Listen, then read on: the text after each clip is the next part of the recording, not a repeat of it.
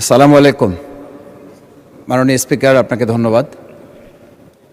আজকে আমি মহান আল্লাহর দরবারে শুকরিয়া আদায় করি এবং আমার প্রিয় পটুয়াখালী ১১২ বাউফল ২ আসনের যারা নির্যাতন, নির্মম এবং হামলা মামলার শিকার হয়েও ভয়কে জয় করে ন্যায় এবং ইনসাফের প্রতীকে ভোট দিয়ে তারা আমাকে বিজয় করে এখানে কথা বলার সুযোগ করে দিয়েছে। মাননীয় স্পিকার, আপনি জানেন আজকে আমরা যখন এখানে দাঁড়িয়ে কথা বলি তখন আমাদেরকে এটা ভাবতে হচ্ছে যে আমরা কথা বলতে গিয়ে আবার বিগত ১৭ বছরের কোনো একটা বৈষম্যের মধ্যে পড়ে যাচ্ছি কিনা। কিন্তু আমাদেরকে এটা ভাবতে হচ্ছে আমরা যখন এখানে দাঁড়িয়ে কথা বলছি, আমাদের কথা বলার সময় শহীদ শরীফ ওসমান হাদি ইনসাফের পক্ষে কথা বলার সময় বলেছিল, আমার প্রতি যে জুলুম করবে আমি তার সাথেও ইনসাফ করতে চাই। আমরা লক্ষ্য করেছি এই সরকার প্রতিষ্ঠিত হওয়ার পর শরীফ ওসমান হাদির ব্যাপারে তার বিচারে কতটুকু কার্যকারিতা নিয়ে এসেছে তা আমরা এখন পর্যন্ত জানতে পারিনি। আমার মনে হয় আমরা সংবিধান নিয়ে ঘাটাঘাটি করতে করতে যদি সংবিধানই আমাদের রক্ষা করতে পারত, তাহলে সংবিধান আমাদেরকে বলে দিত যে আমাদের সেদিন বালু ট্রাক সরানোর ক্ষেত্রে সংবিধানের পৃষ্ঠা আমাদেরকে খুঁজতে হতো। সংবিধান যদি আমাদেরকে রক্ষা করতে পারত, তাহলে ৭২-এর সংবিধানের আলোকে আজকে আমাদের এখানে থাকার কথা না। আমি শফিকুল ইসলাম মাসুদ, আমার এখন জেলখানায় থাকার কথা। সংবিধান যদি মানতে হতো, তাহলে আমাদের মাননীয় প্রধানমন্ত্রী বাংলাদেশে থাকার কথা না, ওনার দেশের বাইরে থাকার কথা। সংবিধান মানতে হলে বর্তমান স্বরাষ্ট্রমন্ত্রীর এখন দেশের বাইরে থাকার কথা ছিল। সংবিধান মানতে হলে যে বাচ্চাদেরকে আজকে এখানে শিক্ষা দেওয়া হচ্ছে, দীক্ষা দেওয়া হচ্ছে, কিংবা তাদেরকে কোনো কোনো ক্ষেত্রে জাসদের সাথে তুলনা করা হচ্ছে, সেই বাচ্চাদের নিয়েই আমরা এই সরকার দলের লোকদেরকে, সরকার দলের সম্মানিত নেতৃবৃন্দকে আমরা চোখের পানিও ফেলতে দেখেছি। আবার কাউকে কাউকে কথা বলতেও শুনেছি যে এই সমস্ত বাচ্চাদের, আমরা তাদের শিক্ষার্থীদের আন্দোলনের সাথে আমাদের কোনো সম্পর্ক ছিল না।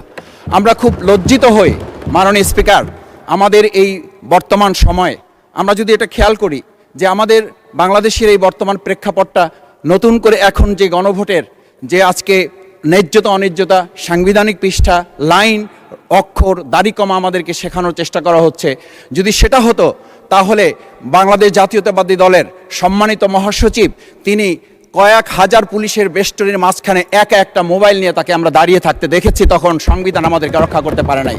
মাননীয় স্পিকার, আমি ৩৫০ মামলা নিয়ে ৭ মাসের ব্যবধানে, আপনিও আমার ২-১টা মামলাতে আপনি আমাকে সহযোগিতা করেছেন, সেটা এই সুযোগে ধন্যবাদ জানাতে চাই। আমার ৩৫০ মামলা জামিন করতে ৭ মাস সময় লেগেছে, আমার বের হতে সময় লেগেছে ৪.৫ বছর।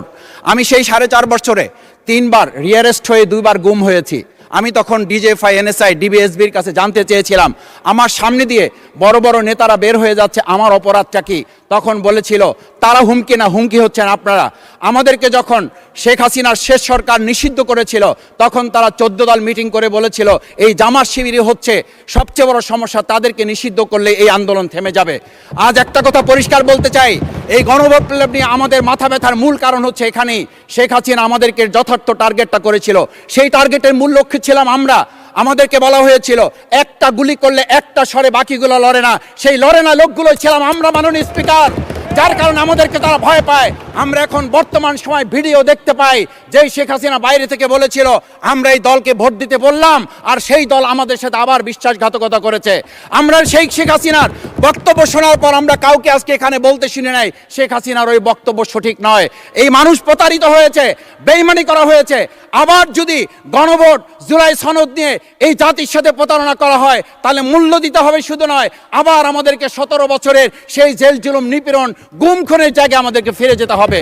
আমি মনে করি পরিষ্কার বক্তব্য, গণভোটের প্রতি সমর্থন না জানিয়ে জুলাই সনদকে যদি আজকে ইগনোর করা হয়, তাহলে আমাদেরকে কিন্তু আবার সেই গুম খুনের আয়নাঘরের দিকে আমাদেরকে ধাবিত করা হবে। আমি মনে করি গণভোটের বিরোধিতা করার অর্থ হচ্ছে আমরা আয়নাঘরকে সমর্থন করতে চাই। গণভোটের বিরোধিতা করা মানে হচ্ছে ৭০% মানুষকে আমরা অন্যায্যভাবে তাদেরকে আবার ধিক্কার জানাতে চাই। আমি এখানে স্পষ্ট বলতে চাই, আপনারা যেমন ৫১% সমর্থন নিয়েছেন, ৭০% প্রায় জনগণ কিন্তু গণবিপ্লবের, গণভোটের পক্ষে তারা রায় দিয়েছে। আপনাদের চেয়ে সেই ৫১%-এর তুলনায় সেই ৭০% প্রায় গণভোটকে যদি আপনারা ইগনোর করেন, তাহলে আমি বলবো আমার বাউফল, আমার পটুয়াখালী শুধু নয়, গোটা বাংলাদেশ আবার জেগে ওঠে এই গণভোটকে তারা কার্যকর করতে। স্পিকার, আমি পরিষ্কার এইটা কথাটা এই জন্য বলছি, আজকে সংবিধানের লাইন ধরে ধরে যদি আমাদেরকে এই কথা জানতে হতো, তাহলে আমাদের নেতৃবৃন্দকে ফাঁসির মঞ্চে যেতে হতো না।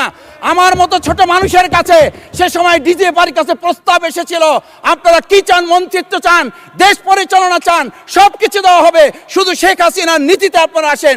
সেই নীতি তো ছিল ৭২-এর সংবিধান, সেই নীতি নিয়ে আজকে কেন এখানে এত কথা বলা হচ্ছে? আমরা পরিষ্কার জানি, আমরা যদি সেই ৭২-এর সংবিধানকে ভালোবাসি, তাহলে এখানকার নেতৃবৃন্দ এবং মরহুমা বেগম খালেদা জিয়া নিজে বলেছিল, আমরা সুযোগ পেলে এই সংবিধানকে আমরা ছুঁড়ে ফেলে দেব। সেই সংবিধানের প্রতি আজকে বর্তমান সরকারি দলের কেন এত প্রেম জাগ্রত হয়েছে, এটা বাংলাদেশের মানুষের জানার অধিকার আছে। আমি আমার প্রিয় বাউফলের মানুষের প্রতি ভালোবাসা শ্রদ্ধা জানাই, যেই বাউফলবাসী আমার দাবি আদায়ের জন্য, আমার এলাকার মানুষের অধিকার আদায়ের জন্য এখানে দিয়েছে, আমি সেই অধিকার